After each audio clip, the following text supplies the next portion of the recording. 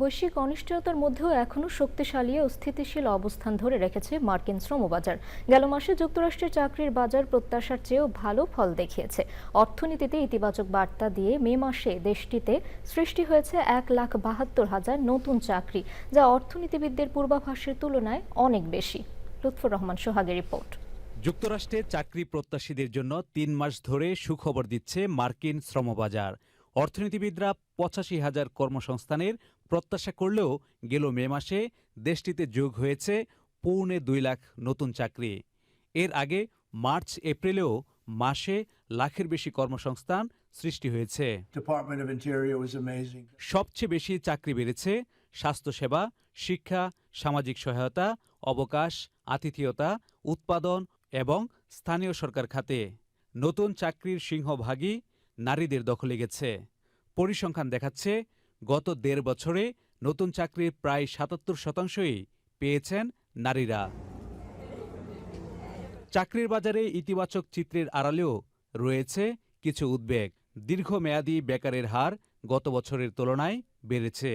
এছাড়া মজুরি বৃদ্ধির হার কমে 3.4% নেমে এসেছে, যেখানে মূল্যস্ফীতি বেড়ে দাঁড়িয়েছে 3.8%। অর্থাৎ জীবনযাত্রার ব্যয় যেভাবে বাড়ছে তার সঙ্গে অনেক কর্মী তাল মেলাতে পারছেন না। অর্থনীতিবিদদের আশঙ্কা, ইরান যুদ্ধের কারণে জ্বালানি তেলের দাম বেড়ে যাওয়ায় মূল্যস্ফীতির চাপ আরও বাড়তে পারে। সব মিলিয়ে কর্মসংস্থানের ক্ষেত্রে যুক্তরাষ্ট্রের অর্থনীতি শক্ত অবস্থানে থাকলেও মূল্যস্ফীতি ও জ্বালানি সংকট আগামী দিনের বড় চ্যালেঞ্জ হয়ে থাকছে। লুথরমান সোহাগ, চ্যানেল আই।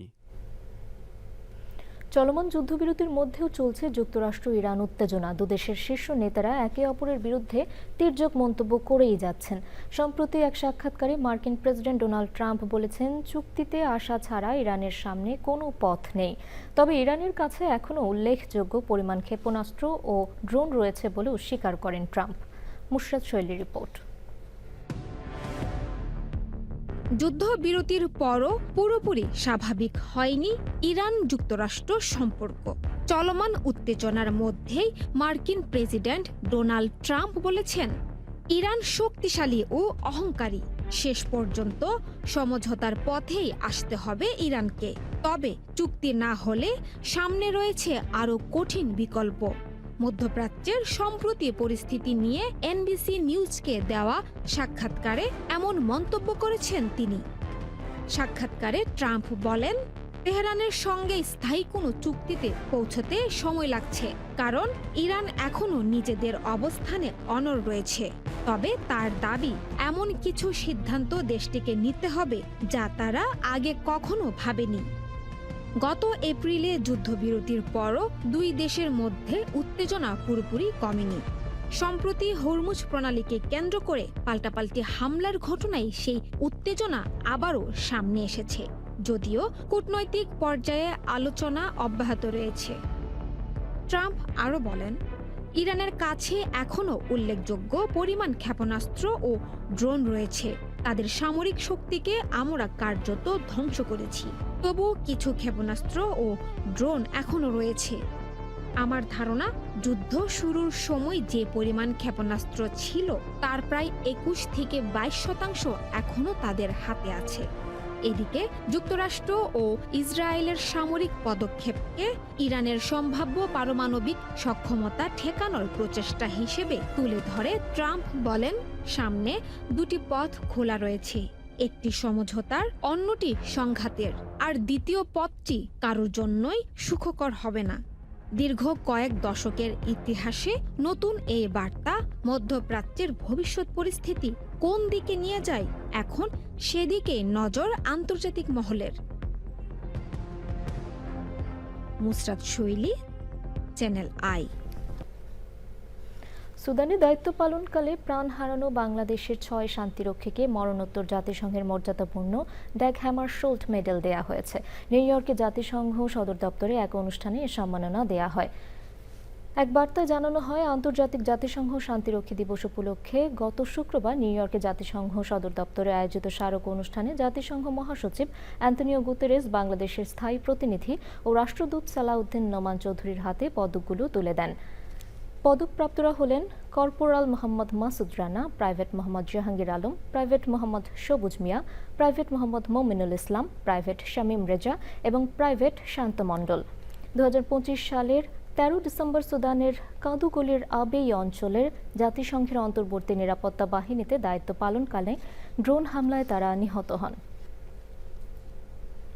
ফিফা বিশ্বকাপ ঘিরে যুক্তরাষ্ট্রের আটলান্টায় এখন উৎসবের আমেজ। আসর শুরুর আগেই বড় ধরনের অর্থনৈতিক সুফলের আশায় প্রস্তুতি নিচ্ছেন ব্যবসায়ীরা।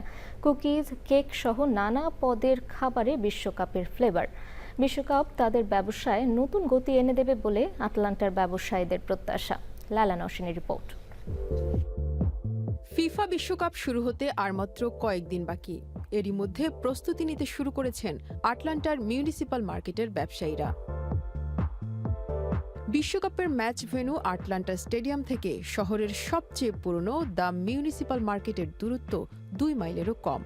আগামী কয়েক সপ্তাহে শহরে আসতে পারেন কয়েক লাখ দেশি বিদেশি দর্শনার্থী। দর্শনার্থীদের বড় একটি অংশ এই মার্কেটে আসবেন বলে আশা করছেন ব্যবসায়ীরা। নগর কর্তৃপক্ষের ধারণা, আটলান্টার অর্থনীতিতে প্রায় $1 বিলিয়ন প্রভাব ফেলবে এই টুর্নামেন্ট। বিশ্বকাপকে সামনে রেখে মার্কেটে যোগ হয়েছে 4টি নতুন ব্যবসা প্রতিষ্ঠান। বিশ্বকাপ ক্ষুদ্র উদ্যোক্তাদের জন্য বিরল এক সুযোগ এনে দিয়েছে বলছে কুকি কোম্পানিগুলো। তাদের দাবি, দর্শনার্থীরা আসলে বাড়বে বিক্রি, পাশাপাশি আন্তর্জাতিক পর্যায়ে পরিচিতি পাবে স্থানীয় ব্যবসা। বিশ্বকাপের উদ্বোধনী বাঁশি বাজার অপেক্ষায় এখন আটলান্টার ব্যবসায়ীরা। তাদের আশা, এই বৈশ্বিক ক্রীড়া আসর শুধু ফুটবল উৎসবই নয়, স্থানীয় ব্যবসা ও অর্থনীতির জন্যও নতুন সম্ভাবনার দুয়ার খুলে দেবে। লাইলা নওশিন, চ্যানেল আই।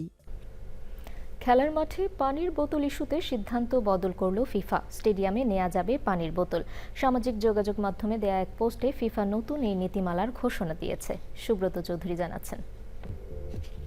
ফুটবল বিশ্বকাপে পুনঃ ব্যবহারযোগ্য পানির বোতল নিয়ে দর্শকদের স্টেডিয়ামে প্রবেশের উপর এর আগে নিষেধাজ্ঞা জারি করেছিল ফিফা। তবে বিশ্বজুড়ে সমর্থক গোষ্ঠী ও শীর্ষস্থানীয় রাজনীতিবিদদের তীব্র প্রতিবাদের মুখে অবশেষে নিজেদের সিদ্ধান্ত থেকে সরে এসেছে ফুটবলের নিয়ন্ত্রক সংস্থাটি।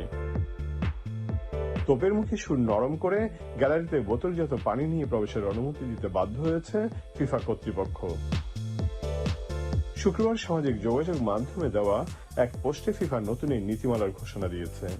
পোস্টে বলা হয়, যুক্তরাষ্ট্র, কানাডা ও মেক্সিকোয় অনুষ্ঠেয় 2026 ফিফা বিশ্বকাপের যে কোনো ম্যাচে সব সমর্থক একটি করে নরম প্লাস্টিকের 590 মিলি ধারণ ক্ষমতা সম্পন্ন ফ্যাক্টরি সিল ওয়ান টাইম পানির বোতল সঙ্গে নিয়ে ঢোকার অনুমতি পাবেন। যুক্তরাষ্ট্র, মেক্সিকো, কানাডার অনেক শহরেই তাপমাত্রা প্রায় 32 ডিগ্রি সেলসিয়াস বা তার বেশি হওয়ার পূর্বাভাস রয়েছে। এমন প্রচন্ড গরমের মধ্যে পানির বোতল সঙ্গে নিয়ে স্টেডিয়ামে ঢোকার অনুমতি পাওয়ায় স্বস্তির নিঃশ্বাস ফেলছেন ক্রীড়াপ্রেমীরা। Subrata Chowdhury, Channel I, New Jersey, America. যুক্তরাষ্ট্রের ওহাইও অঙ্গরাজ্যের টলিডোতে একটি অনুষ্ঠানের কাছে 2 বন্দুকধারীর গোলাগুলিতে অন্তত 12 জন আহত হয়েছেন। তাদের মধ্যে 2 জনের অবস্থা আশঙ্কাজনক। গোলাগুলির সময় অনুষ্ঠানে থাকা কয়েকশো মানুষের মধ্যে হুড়োহুড়ি পড়ে যায়। পুলিশ জানিয়েছে, ঘটনার পরই পালিয়ে যাওয়া বন্দুকধারীদের ধরতে অভিযান চালানো হচ্ছে। চলতি বছর যুক্তরাষ্ট্রের 172টি নির্বিচার গুলিবর্ষণের ঘটনা ঘটেছে।